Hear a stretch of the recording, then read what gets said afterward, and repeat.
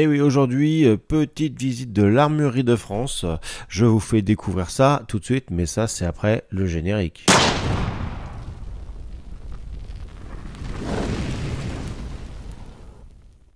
Dis-nous un petit peu où est-ce que l'on est, qu'est-ce que tu fais de beau ici? Alors, je suis Julien, le patron qui a créé cette belle armurerie il y a un an déjà. Donc ça fait un an depuis le 5 juillet, sur Coignard, donc l'Armurerie de France. Dans le 78. Dans le 78, voilà. En fait, j'ai créé cette armurerie parce que j'ai 12 ans d'expérience en fait dans ce domaine. Je suis armurier de métier. Je travaillais à l'époque à Rambouillet dans une ancienne armurerie pour un patron où j'étais salarié. Cette armurerie-là malheureusement a fermé à l'époque du Covid. Et j'ai essayé effectivement de créer ma société, ce qui a mis un petit peu de temps parce que quand on vend de l'armement, c'est pas évident. Et une fois que j'ai obtenu en fait le financement, j'ai créé cette belle armurerie dans laquelle on est aujourd'hui. Où il y a effectivement toutes les catégories d'armes représentées, donc de la catégorie A, B, C et D. Que vous pourrez trouver en fait ici. Le magasin a une superficie de 240 mètres carrés. Bien sûr, je dispose d'un atelier. Je fais aussi bien sûr des réparations, des entretiens, des réglages, des ciblages. Alors, je vais au stand sur le jour de fermeture tous les lundis. Pour ceux qui veulent, il n'y a pas de stand sur place. Voilà. Moi j'ai déjà fait monter, tu m'as déjà dépanné vite fait sur un Glock. On a monté la crosse de mon AR15 ici. Ton AR15 ici. Ah, donc voilà, on est quand même assez outillé, puis on a un savoir-faire que tout le monde n'a pas. Forcément, on est professionnel. Donc ça, je vends bien sûr des carabines de TLD. On a la chance d'avoir Versailles pas très loin, donc on a 300 mètres de distance de tir, ce qui est déjà pas mal. Donc j'ai aussi des passionnés pour ça. Et puis voilà, donc je suis assez axé chasse bien sûr et tir sportif. On a aussi bien sûr beaucoup de catégories B, environ 200 armes de poing et 40 armes longues.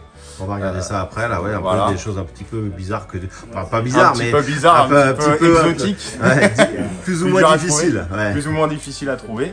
Voilà, bon, il y a déjà un petit panel posé devant nous.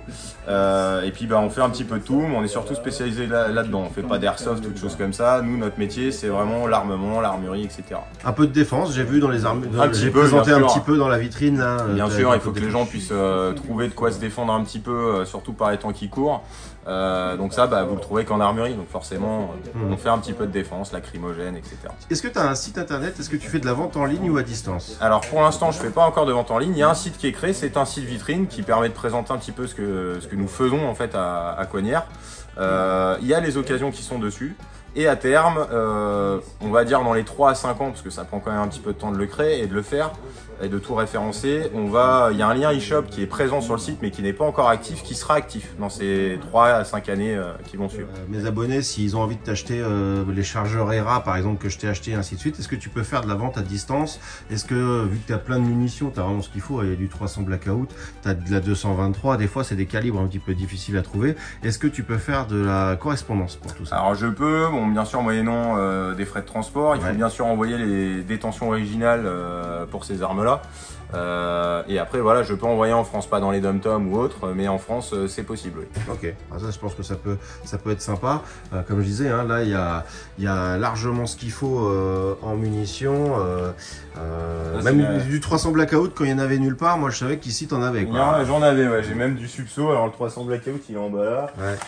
Toi, ce que t'aimes bien prendre, c'est la petite Chucky. Je sais qu'en ce moment, il y en a un petit peu, c'est difficile à l'avoir, et il y en a même un petit peu en bas. Ouais, une petite réserve encore de disponible. Ouais, mais il y a des mecs qui pleuraient pour le 223. Le 9 mm, c'est pareil, tu fais des prix assez sympas aussi. Alors assez sympa, on est calé vraiment sur les plus gros du marché, et vous avez bien sûr des prix dégressifs, c'est-à-dire que vous allez être plein pot avec une seule boîte de 9 paras. C'est pareil bien sûr sur tous les calibres de catégorie B. Après au 500 vous allez avoir un prix dégressif et au 1000 vous avez le prix le plus bas. Ouais, voilà. Là on est situé. Et au 1000 le prix de la boîte c'est combien? La boîte entre 14,10 € à 14,50 € la boîte en fonction de la marque. La marque, voilà, pour du manufacturé. Et je sais pas si tu as des trucs un peu bizarres en 9 mm. Moi j'aime bien les ogives un peu à la con et tout ça. J'ai des 9 mm un petit peu exotiques, des têtes creuses, des subsoniques, voilà, des choses un petit peu comme ça. Et nous voilà dans l'armurerie. C'est quand même pas mal, il y a pas mal de choses. Bon, couteau, un petit espace un peu près du poil là, un peu à la cool. Bon ici, à côté de Rambouillet, on est très chasse. Et là vous avez tout ce qui va être couteau, De l'optique, du modérateur, pas mal de petites choses fort sympathiques. Les carabines, il y a du 22 et de l'air comprimé dans les racks là. Je crois que ça c'est air comprimé, ouais. Il y a des petits pistolets à billes, encore de la comprimée. Là, ça c'est de la bille. Hein. De toute manière, vous savez, hein, si on voit du pistolet comme ça, style arme de poing, on se doute bien que c'est forcément, c'est pas du B, c'est du plomb. Là, il y a bien sûr tout ce qui va être un petit peu défense, parce que c'est le truc du moment, ça. Donc, pas de catégorie B, pas de catégorie C. Là, on est sur sur du libre, on est du D. Et il va y avoir des vêtements là-haut. On va aller voir un peu ce qui se passe là-haut. Tous les petits fourreaux de fusil. On voit pas bien. Là, on voit mieux. Ah oui, il y a pas mal de vêtements. Du vêtement de chasse et du vêtement de tir. Ah, des vestes, tout ce qui est trappe et tout ça. Vêtements Glock. On les tire, des sacs Glock, des t-shirts Vortex. Pour ceux qui sont fans de la marque. Des petits sweats Vortex à capuche, des vêtements Browning, des sweats Browning. Bah, t'as une sacrée surface là en fringues hein, quand même. Ah, il y en a un petit peu, ouais. Là, il y a des sacs aussi. Il est sympa le sac là. Le Glock, le petit Glock. Bon, c'est pas très gris. Enfin, si, il est gris, mais quand t'as marqué Glock sur ton sac, on sait que t'es un peu tireur sportif quand même. Ou t'aimes bien les jeux vidéo peut-être. Un petit peu. Vernis Caron, ouais, c'est quand même. Ouais, c'est pas mal. Bien sûr des sacs de tir, il y a un petit peu de tout. Il y a un beau sac là-bas, Safariland pour le tir en bas. Safariland. Ouais. Ah, c'est une marque assez connue ça. Et Parka Glock. Ah ouais. Bon allez hop, on va redescendre. Donc pas mal de choses de chez Glock, ça c'est cool pour nous tireurs sportifs. Après pour les chasseurs, hein, il y a un peu de tout. Comme je vous disais, Rambouillet, c'est un peu la chasse présidentielle, donc forcément il y a tout ce qu'il faut pour les chasseurs ici. Mais on trouve plein de choses, hein, pour s'occuper un peu de tout ça. Voilà. Allez, on va voir un petit peu ce qu'il a, ce qu'il nous a déjà un petit peu sorti là.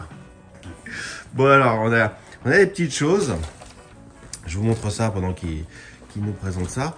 Il y a un truc un peu particulier que j'aime bien, parce que ça, par exemple, pour se différencier au stand, parce que clairement du M4 AR15 M16, on va dire que c'est un peu la même famille. Tout le monde en a, mais les trucs de jeux vidéo comme ça, enfin, je sais pas, moi, ça me fait triper, c'est bizarre. Bon, alors, bien sûr, la crosse n'est pas réglable, mais il y a des fans, hein. Il y a des fans. Moi, j'ai des chargeurs de cette marque-là. C'est les chargeurs avec les fenêtres que j'ai acheté ici, d'ailleurs. Je remets quelques images. Mais voilà, il a une forme un peu particulière. Pour l'éjection, là, ils ont fait un truc. Voilà, ils ont cherché une poignée avant particulière. ERA, c'est allemand, non? C'est ça? C'est allemand, c'est fait en Allemagne, donc en Europe. C'est ça qui est bien, c'est que la facilité pour les pièces détachées, entre autres, par rapport aux États-Unis, on a un petit peu moins de mal à se fournir.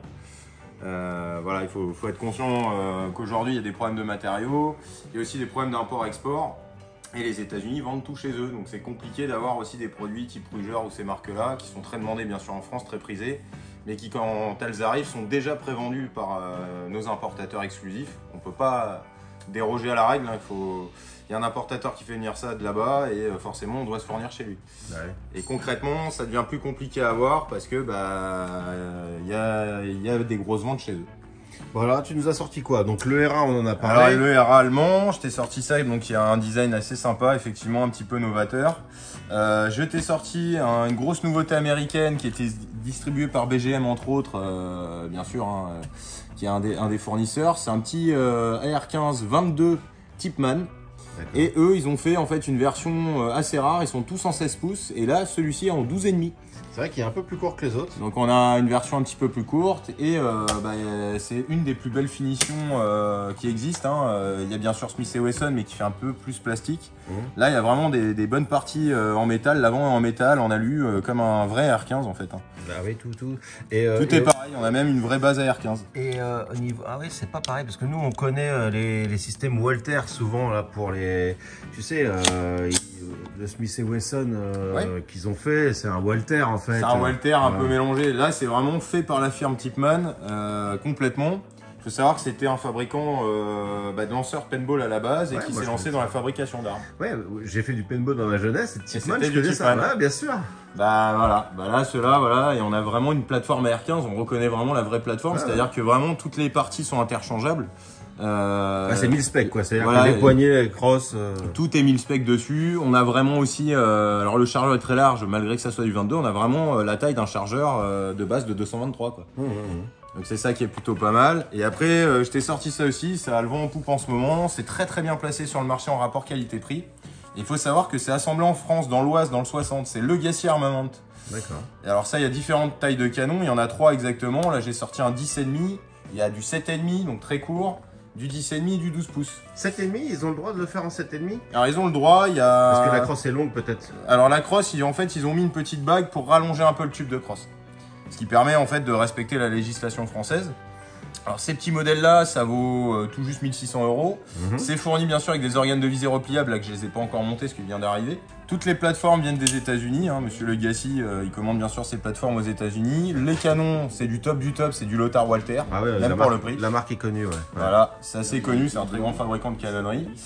Ils prévoient à l'avenir de faire en fait un silencieux qui se fixe directement sur leur frein de bouche, qui est assez agressif d'ailleurs. Il y a une bonne tête. Donc là on voit, il y a un petit pas de vis ici. Ouais, ils ont prévu quelque chose. Ils ont déjà prévu, c'est vraiment des personnes un peu visionnaires. Et en fait, l'histoire de cette marque, c'est que Monsieur Legacy, c'est un tireur qui a fait des armes pour les tireurs, à des prix attractifs, parce qu'il sait très bien que derrière, après, on va les customiser, les équiper et tout, donc ça représente un certain budget. Donc il respecte quand même une ligne de conduite, c'est-à-dire un prix assez bas, une qualité, et il a mis grossièrement ce que lui voyait, il avait 4 AR15 et il y avait toujours un truc qui lui plaisait pas sur un de ses AR15. Ce qu'il a fait, c'est qu'en fait, il a choisi la crosse d'un de ses AR15, il a choisi l'embase, enfin le lower d'un de ses AR15, le upper d'un autre, etc. Et il a créé en fait le design du devant, qui est un design vraiment très particulier, on voit bien. Arrondi, ouais. Un petit peu arrondi, avec des arêtes, etc. Où on récupère quand même du plat pour mettre des rails. Et en fait, grossièrement, il a fait ça. La crosse, c'est du Fab Défense. Il a fait un truc assez sympa, quoi. Ouais, pas mal. Et pas trop cher en prix, surtout abordable. Pour ce que c'est, là, c'est le meilleur rapport qualité-prix pour moi sur le marché. Ouais. Après, on va passer un petit peu sur de l'arme de poing. Ah oui, oui, quand même. Donc parce là, que... je t'ai sorti des trucs assez sympas et qui sont compliqués assez souvent à avoir. Ouais. Parce que c'est en série, en petite série, ou tout simplement fait aux États-Unis, donc difficile. Donc là, on va avoir du Walther allemand, donc c'est le fameux PPK, mais en mode 22, long rifle. Avec son petit chargeur, c'est tout petit. Si ceux qui sont passionnés de James Bond, c'est ce que j'allais dire. c'est exactement ça qu'ils ont dans les films. Bon, en 9 mm, il existe aussi en 9. Et alors, il y a deux versions. Il y a une version noire, mais qui est un peu moins belle, et la version nickel qui est comme ça. Et ce petit pistolet-là vaut moins de 600 € tout neuf. Ouais. Donc c'est assez sympa. Et il faut savoir qu'on peut lui adapter, pour une quarantaine d'euros de plus, il y a cette petite bague-là qui se retire. On peut lui adapter une bague pour pouvoir visser un silencieux dessus. Ouais, vraiment, il faut faire le 007, ça. C'est ça, pour vraiment s'équiper en mode 007. D'ailleurs, on voit bien, il y a la petite clé fournie avec pour démonter la petite bague. Ah ouais. Après, on va passer chez les Américains. Alors, il y en a beaucoup qui connaissent la marque Browning, et Browning n'est pas américain. Browning est belge à la base. Ouais, c'est FN. C'est la FN, ouais. Et la FN, c'est délocalisé aux USA parce qu'ils ont des usines là-bas. Il faut savoir qu'en fait, c'est des fabricants pour l'armée. En ce moment, il y a 90 blindés qui sont en essai dans l'armée française. Et ils ont créé ce pistolet-là, qui est assez très sympa et qu'on n'arrive pas à voir tout le temps, forcément, parce que c'est des grosses ventes aux États-Unis. Ça s'appelle comment? C'est le FN 509 Edge, édition LS. Donc c'est une édition un peu limitée. Il y a une bonne prise en main. C'est une arme quand même en 5 pouces, donc assez lourde. On a de la matière, même si on reste un peu avec une base synthétique. Et puis voilà, quand on voit les caractéristiques de l'arme, il y a une visée haute, on peut mettre un red dot. Voilà, il a un petit crédit. Il y a des protections, on va dire, pour la visée ouverte, vraiment typée militaire. Si on tape, ça casse pas. Grossièrement, c'est très solide. Les évents, j'adore. C'est un style vraiment assez sympa. C'est une bonne tête, hein. C'est une bonne tête et ça allège un peu l'arme. Ouais. Concrètement, c'est ça. Bien sûr, on retrouve tous les rails. On a une détente droite qui est retravaillée dans les usines FN. Donc avec un très bon départ. Les départs d'origine sont à 1,4 kg environ. Suivant l'arme, ça varie entre 1,4 et 1,6, qui est déjà pas mal sur une arme de poing. Bien sûr, on peut le baisser un peu. Donc il va y avoir ça. Après, ça se démonte vraiment très facilement, hein, comme un... Non, faut pas démonter. On est sur YouTube, il faut pas démonter. Ah bah je démonte pas. Je démonte pas alors. Faut pas démonter. Et après, on a bien sûr, on retrouve les rails, enfin toutes les spécificités. Il est livré avec 3 chargeurs dans une petite housse assez sympa. Ah, puis FN, bon, c'est quand même mythique. Hein, Ah, c'est mythique et c'est pas trop distribué en France, donc bien sûr, hein, c'est moins connu que Glock ou d'autres choses, mais par contre, il y a une qualité d'armes assez exceptionnelle. Ils se sont réservés beaucoup pour les forces de l'ordre. Ouais, l'armée, les forces de l'ordre. C'est surtout l'armée. Après l'empage c'est stick, donc tout le monde connaît les P320. Et là, c'est un custom work. Donc le custom work, c'est des éditions limitées. Donc celui-ci, c'est ce qu'on appelle le custom work Spectre en P320. Donc pareil, hein, il a alourdi au tungstène. On est en synthétique, mais alourdi au tungstène. On a un gros macouette pour bien avoir une bonne prise en main, avoir la main calée. Détente droite dorée. Et on a surtout un petit compensateur au bout. Direct, ouais. Voilà, direct, qui est monté d'origine avec un canon qui a été phosphaté. Pour pouvoir en fait résister, c'est comme du canon match, hein, le phosphatage permet en fait de durcir un petit peu le métal de la canonnette. Sur la surface, ouais. Voilà, ça chauffe moins vite, c'est fait pour une cadence de tir assez élevée. L'avantage d'avoir le compensateur, tout simplement déjà le look, et c'est surtout le recul. C'est-à-dire qu'entre chaque tir, on arrive à mieux se recaler avec son arme que si on n'avait pas de compensateur concrètement. Ah ouais. Parce que les gaz sont dispersés pour éviter le recul. Okay. Donc voilà, c'est sympa, et puis c'est pas des versions très standards, hein. Ça c'est des versions qui sont distribuées à peu près 150 modèles par an en France, et encore les modèles varient, il y en a en plaqué de bois, il y en a... Ah, c'est une bonne tête. Hein. Ah, c'est une très bonne tête. T'as même droit à une petite médaille. Ah, t'as une médaille, un autocollant SIG, bon après il est surtout livré dans une belle mallette, et c'est surtout une très bonne arme. Et après, alors là, il y a la crème de la crème, donc ça très rare, 40 modèles à l'année, enfin 40 pistolets disponibles pour nous armuriers et pour vous particuliers. Donc là, c'est le fameux TS2 de Eric Groffel, champion du monde de TSV en 9 mm. Ah, tu me l'as fait essayer celui-là. Ouais. En détente et tout ça, je l'ai pas tiré, mais clairement, la détente et tout, c'est... Alors, à ne pas confondre avec le Shadow Orange. Le Shadow 2 Orange, c'est un TS2 Orange. Donc la gamme TS, c'est le très haut de gamme de chez CZ. On a grossièrement une très bonne finition. On a surtout aussi des calages de doigts qui sont bien présents et qui ont été retravaillés par Eric. On les voit bien là, ils sont bien pour vraiment se caler au moment du tir. On a une détente complètement retravaillée avec un départ retravaillé à quasi 800 grammes, 1 kg. On a un canon match, hein, quand on regarde, vous voyez l'épaisseur du canon, hein, c'est pas comme ça sur tous les CZ. Donc il est vraiment fait pour tirer intensivement. Barreau, Et ça, c'est vraiment une arme à travailler dans son ensemble, hein. Il y a le côté mécanique. Alors oui, c'est vrai que la base, bien sûr, c'est celle d'un Shadow 2. Mais par contre, mécaniquement, détente, le petit macouette qui va bien, les calages de pouces, le canon match, là on monte vraiment en gamme. Ouais, on a aussi une culasse beaucoup plus basse avec un petit peu plus de points de grip. Ouais. Et honnêtement, c'est vraiment bien fait, quoi. Et puis la visée est top, hein. C'est une visée vraiment sympa. Avec un chien ajouré aussi délesté. Puis c'est fourni avec beaucoup de choses, c'est-à-dire qu'il y a 3 chargeurs. Vous avez bien sûr les kits de nettoyage, la petite chargette qui va bien. Et il y a des kits de ressort. Alors ça, il y en a bien sûr qui se demandent ce que c'est. Donc il y a des kits de calage, des kits de ressort. Des axes aussi de remplacement. Donc tous ces kits-là, en fait, c'est pour adapter son arme. Ah, c'est différents poids à chaque fois. Il y a différents poids. Tu as des ressorts de rappel de culasse, par exemple. On voit bien que celui du dessus est plus long que celui du dessous. Et celui qui est là, c'est celui de l'intermédiaire. Grossièrement, c'est adapté en fonction de la personne. Si on veut un petit peu plus de légèreté sur l'arme, on va mettre les ressorts les plus petits, les plus courts. Si on veut durcir un petit peu le retour de culasse ou le départ, on va mettre le ressort le plus long. Là, on a aussi un kit ressort de percussion. On a pas mal de choses fournies avec ça. Bien. Et ils sont tous différents. Bon, bah cool. Merci de cette petite présentation. Bon, en gros, toi, au niveau armes B, C, tout ça, qu'est-ce que tu peux avoir?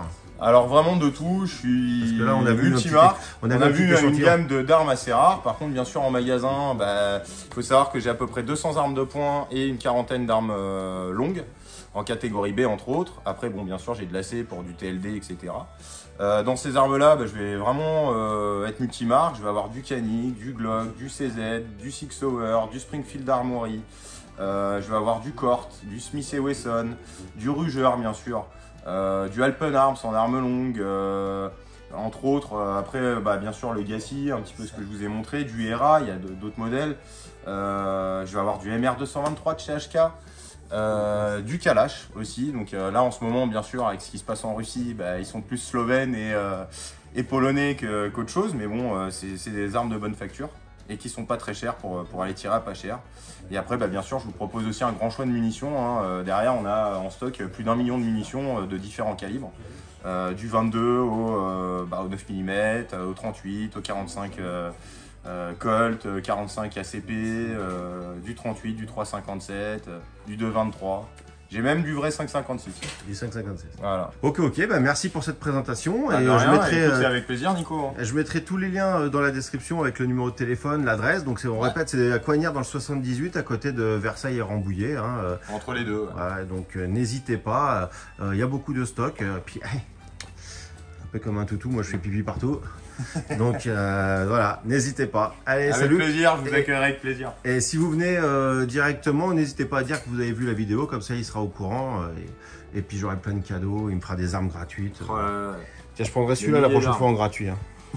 D'accord. Allez, salut, à Salut. bientôt pour une nouvelle vidéo.